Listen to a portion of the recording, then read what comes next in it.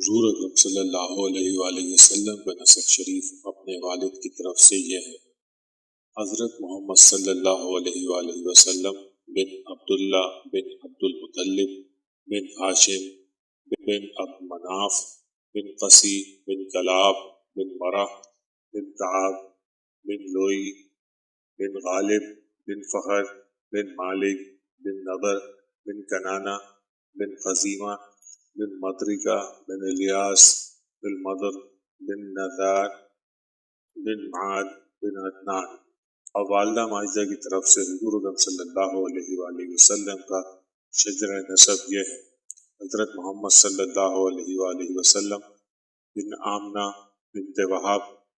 بن عبد مناف بن زہرہ بن club بن مرہ۔ حضور اکرم صلی اللہ علیہ وآلہ وسلم کے والدین کا نسب نامہ کلاب بن مرہ پہ مل جاتا ہے اور آگے چل کر دونوں سلسلے ایک ہو جاتے ہیں۔ عدنان تک آپ کا نسل نامہ صحیح سندوں کے ساتھ باتفاق مورخین سے ثابت ہے۔ اس کے بعد ناموں میں کچھ اختلافات ہیں، اور حضور اکرم صلی اللہ علیہ وآلہ وسلم جب بھی اپنا نسب نامہ بیان فرماتے تھے تو عدنان ہی تک ذکر فرماتے تھے،